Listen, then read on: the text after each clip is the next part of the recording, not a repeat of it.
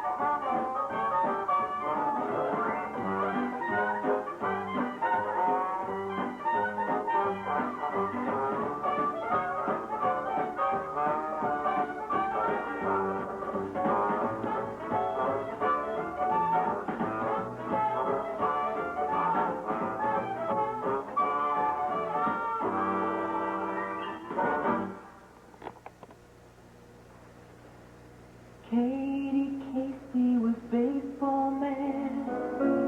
She had the fever and she had it bad. Just to root for the hometown crew. Every cent that Katie spent. On one Saturday, her young beau called to see if she'd like to go to see a show. But Miss Kate said no. I'll tell you what you can do. Take me out to the ball game. Take me out with the crowd. Buy me some peanuts and cracker jacks. I don't care if I ever get back, 'cause it's root for the home team. If they don't win, it's a shame, 'cause it's 1, 2, 3 strikes, you're out at the old ball game. Katie Casey saw all the games, knew all the players by their first names, told the umpire he was wrong all along, and she was strong. When the score was 2-2, Katie Casey, she had the clue to cheer on the boy. She knew just what to do. She made everyone sing the song. Take me out to the ball game. Take me out with the crowd. Buy me some peanuts and cracker jacks. I do not care if I ever get back on this route for the home team. If they don't win, it's a shame. 'Cause it's 1, 2, 3 strikes, you're out at the old ball game. Take me out to the ball game. Take me out with the crowd. Buy me some peanuts and cracker jacks. I don't care if I ever get back, 'cause root for the home team. If they don't win, it's a shame, 'cause it's 1, 2, 3 strikes, you're out at the old ball game.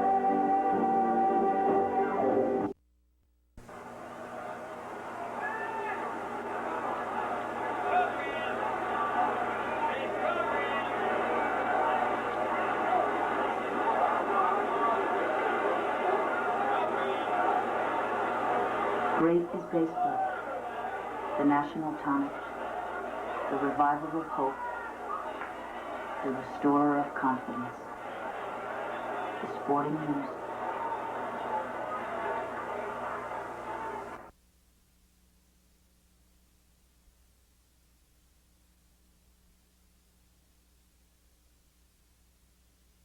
Babe Ruth to play here. Babe Ruth, the name falls like magic on the ear of every baseball fan. Those who have read and heard of the prowess have longed for the opportunity to feast their optics on this champion of champions and baseball phenom. The game was scheduled for Tuesday, October 18th, 1921 at Celoron Park. Celeron Park was a small village just outside Jamestown, and it was built as a typical trolley park in 1894. It was an unusually active place and one of the largest on the East Coast, which had a giant phoenix wheel, large summer stock theater, bandstand, picnic area,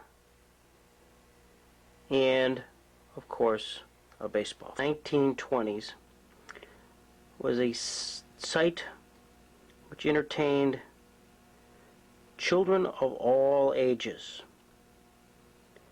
In fact, one of Celeron's most noted natives was Lucille Ball, and she and her family have special memories of Celoron Park. Back in with Grandpa Hunt. My grandfather used to take us to vaudeville every Saturday, and I grew to love it. So all I knew is I wanted to be in vaudeville, and I wanted to make people laugh. I certainly didn't want to make them cry, you know. Celeron Park, that was a very important part of my life and Lucy's life, too. It was just a wonderful, wonderful place.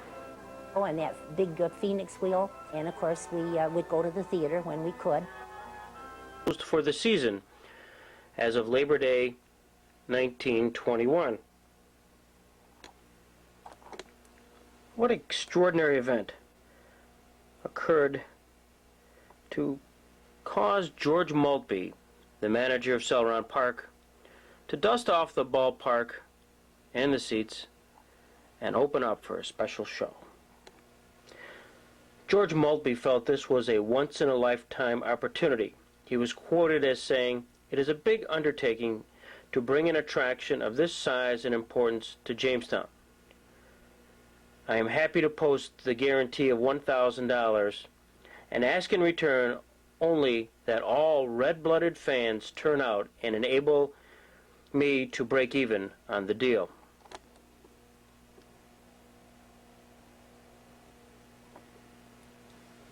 It is a chance that many will never have again, and if the fans show the spirit they have in the past, it is a foregone conclusion that Celeron Park will be filled to capacity. Maltby concluded by saying, "Oh, the joy of all, seeing Babe Ruth clouding a few of those dear $2.50 balls into the blue waters of Chautauqua Lake." No star had ever so dominated the game. Yankee attendance soared. Sports writers competed to come up with new titles with which to decorate the headlines Ruth made daily. He was the Bambino, the Sultan of Swat, the Wali of Wallop, the Wazir of Wham, the Maharaja of Mash, the Raja of Rap, the Caliph of Clout, the Behemoth of Bust.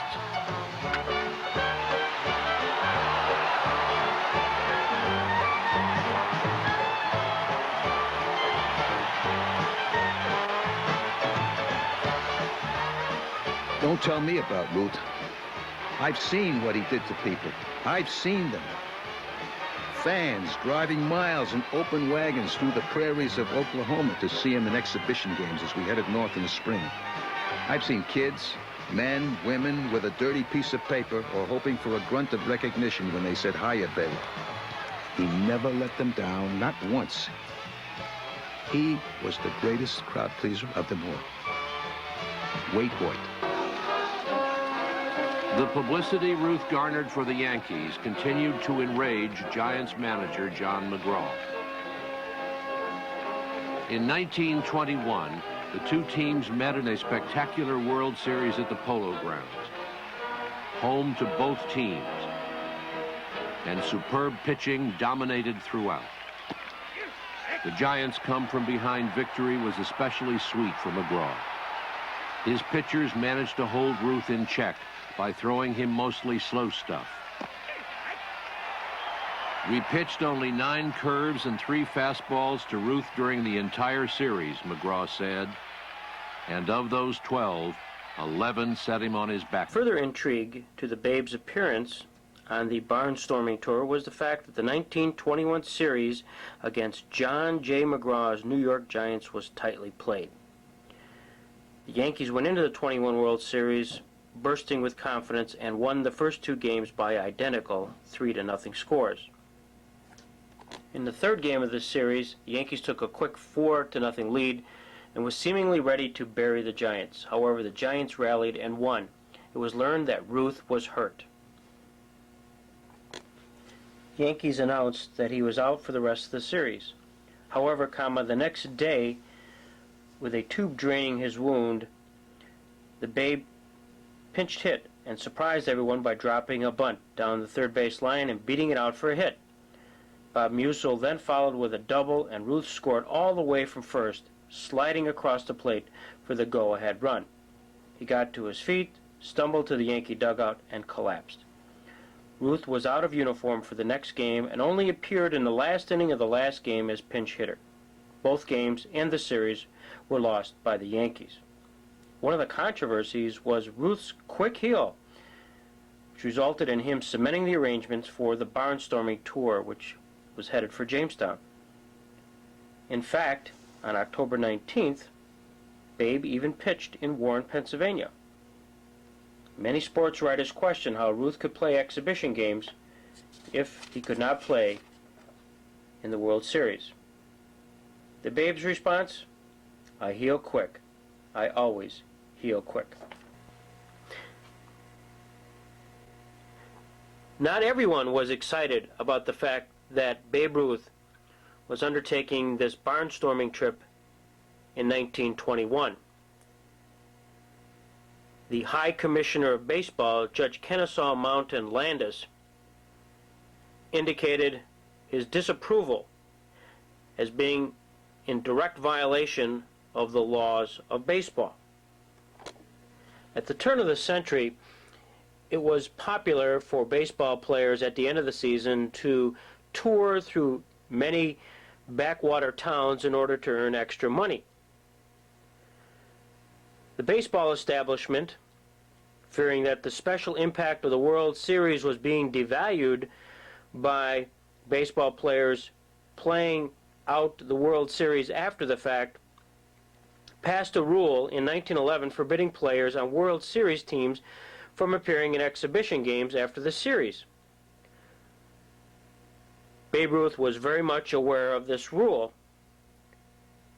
but because barnstorming was such a big part of his income, in fact he could make up to $25,000 or more, he asked the Yankee management for permission to proceed. The Yankee management consisted of Captain T.H. Houston and brewery owner Jacob Rupert. The owners told the Babe it was okay with them if Judge Landis consented. Judge Landis was just completing his first season as High Commissioner of Baseball following the 1919 Black Sox scandal. It is my belief that baseball is loved by an entire nation because it embodies that priceless spirit of equality that is the very backbone of America itself. Feeling that even if the rule was unfair, it was part of the code of baseball and he was duty-bound to enforce it and penalize those who violated it. On the night of October 13th, 1921, the day after the Yankees lost the World Series to the Giants, reports circulated in the New York paper that Babe Ruth and several other New York Yankees had signed contracts for the barnstorming tour. After repeated attempts, Judge Landis finally got a hold of Babe Ruth by telephone. The subject was the tour. The results were disastrous. The Babe told the judge that he was catching the midnight train for Buffalo on the first lap of his barnstorming jaunt, which would include Jamestown, 3 days later. The judge said, "Oh, you are you? That's just fine. But if you do, it will be the sorriest thing you have ever done in baseball." The judge reportedly swore a blue streak and stated, "Who does that big monkey think he is?" The commissioner's reaction was reported to Jake Rupert, who tried to dissuade the Babe, but the Babe went ahead. A reporter told the Babe what the judge had said. The Babe responded by saying, "Tell the old guy to jump in the lake." So with that backdrop, he went off to Buffalo and worked his way towards Jamestown.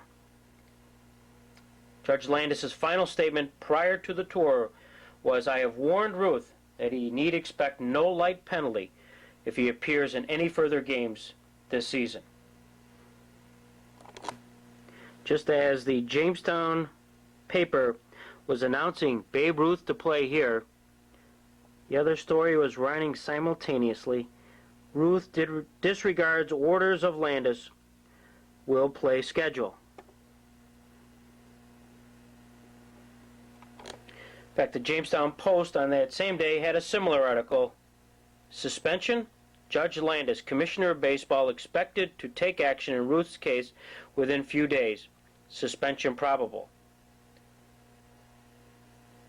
In Elmira, on this day, the Babe was quoted as saying, "We are going to play exhibitions until November 1st, and Judge Landis isn't going to stop us. I am not in any fight to see who is the greatest man in baseball. I am out to earn an honest dollar, and at the same time give baseball fans in these towns a chance to see the big players in action. I think we are doing something good for baseball. Why are we picked on while players from the second and third place teams can play postseason games?" Hence Ruth's position. On the eve of the Babe's arrival in Jamestown, there was controversy surrounding him. Controversy regarding his play in the 1921 World Series. Controversy regarding his blatant violation of the rules of baseball, coupled with the great excitement of the man who just hit 59 home runs during the past season. The Jamestown Morning Post captured it all when it said, "Jamestown will become the battleground of the two greatest individual figures in baseball, Judge Kennesaw Mountain Landis, High Commissioner of Baseball, and Babe Ruth, Sultan of Swat." Third game that Ruth has played in defiance to Judge Landis, who said he would enforce the rule prohibiting players in World Series games to go on postseason barnstorming tours. The drama was further enhanced by the fact that Hugh Bedient, Faulkner's own hero of the 1912 World Series and a former teammate of Babe Ruth's in 1914, would pitch. This would be Bedient's first appearance in the Jamestown area in the 1920s. Hugh Bedient. Let's learn a little bit more about him. Who was this Hugh Bedient? What we know is he was born October 23rd, 1889 in Gary, New York. Shortly thereafter, he moved to Faulkner. Hugh Bedient pitched his first high school baseball at Faulkner in 1905.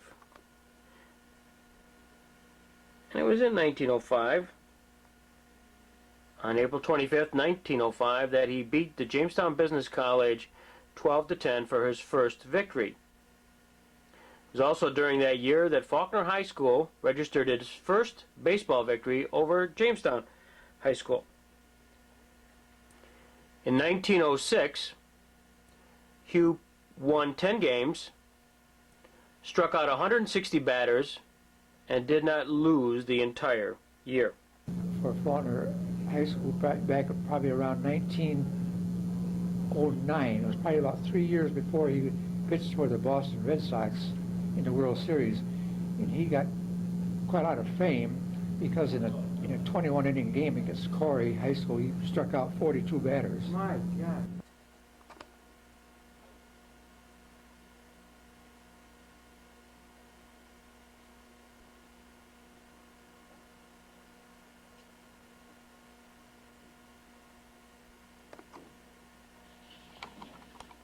Needless to say, the 42 strikeouts in 1908 caught the attention of an awful lot of baseball scouts. The feat made the wire service, and offers poured in, 19 of them in all, from professional baseball clubs from Maine to California. He went to Boston in 1912 after Providence had sold him to Jersey City for $750, and Jersey City in turn sold him to the Red Sox for $5,000. A nice profit for the benefit of Jersey City.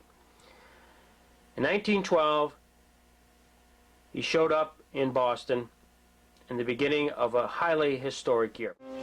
Christy Mathewson would pitch again for New York in the 8th and deciding game. The Giants went ahead 1-0 in the 3rd, and only 2 brilliant catches by Harry Hooper kept New York from scoring 2 more runs. Boston tied it up in the 7th, but a single by Fred Merkle drove home New York's go-ahead run in the 10th. Now, all Mathewson had to do was hold Boston for 1 more inning, and the Giants could take the championship home to New York. The first man up for Boston was a pinch hitter, Clyde Engel. He hit a great, big, lazy, high fly ball, recalled Giant center fielder Fred Snodgrass. It looked like an easy out. Snodgrass and the left fielder both moved toward the ball. Snodgrass called for it. I yelled and waved him off, he remembered, and then, well, I dropped the darn thing. Engel ended up on second.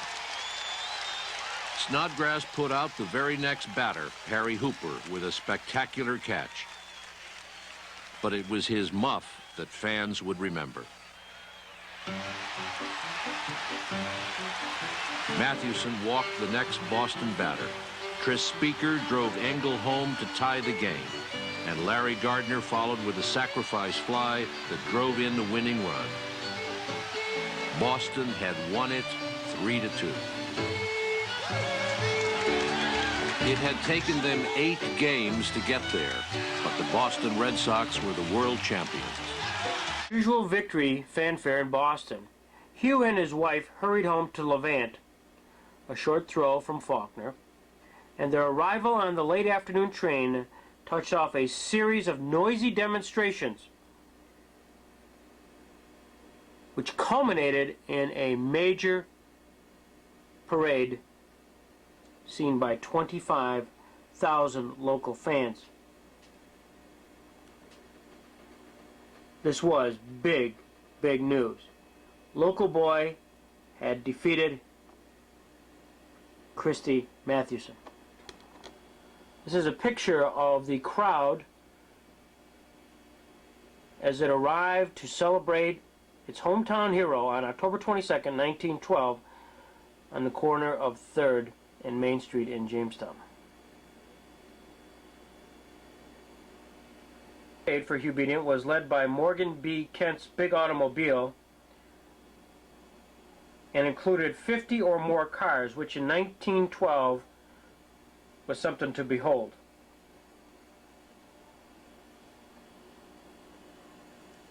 Party upon party joined in the celebration for Hugh Bedient. Jamestown was trying to grasp its own. Previously, the only way they could watch it was either by the newspaper or following the game outside with huge scoreboards similar to this one. You'll notice that Hugh Bedient on this particular day when this picture was taken was at bat and was pitching, and for the Giants the pitcher was Christy Mathewson. This was the 8th game of the World Series. So it was with this backdrop that the Jamestown Morning Post Tuesday morning edition announced that Hugh Bedient will pitch against Ruth and Musial here today. Went on to say that Hugh Bedient, hero of the 1912 World Series between the Boston Red Sox and the Giants, who this season made a good record with the Toledo Club of the American Association, will pitch for the local semi-pros. So the scene is set for October 18th, 1921 at Celoron Park. 1912 World Series hero Hugh Bedient to pitch against his old teammate and 1921 superstar Babe Ruth. At the same time, we have the owners of the New York Yankees, Jake Rupert and Colonel Houston, censuring the Babe for this barnstorming tour. And we have the high drama of the Commissioner of Baseball, Judge Kennesaw Mountain Landis, taking on Babe Ruth for directly violating the laws of baseball. All this to occur in Celeron, New York.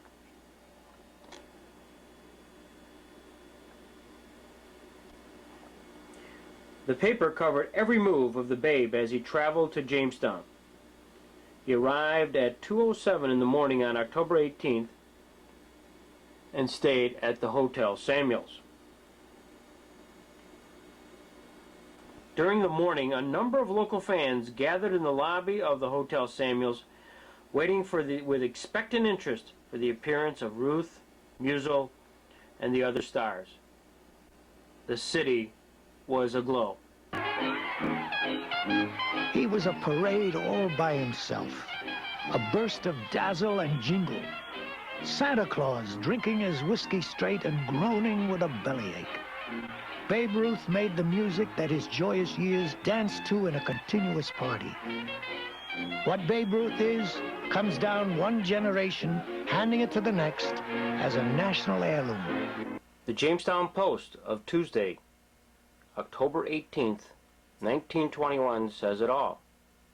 Celeron Park to be the scene of the exhibition game between the all-Jamestown team and Babe Ruth's All-Stars.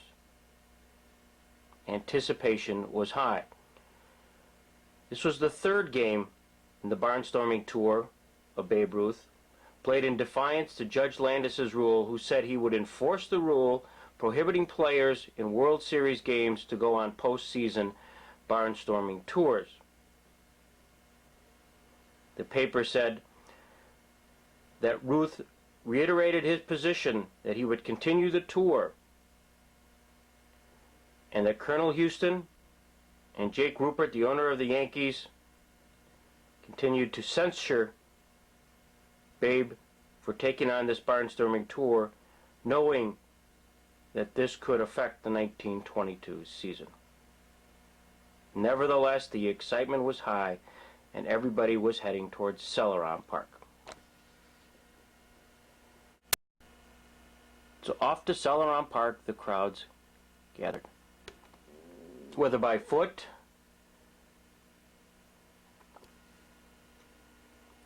by boat,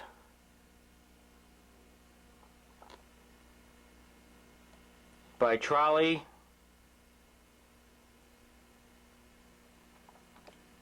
or by train, the destination was the same.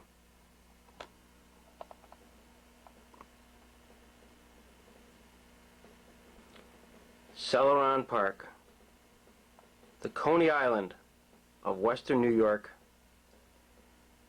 and on this particular day, on October 18th, 1921, the destination was the old ballpark on the Point.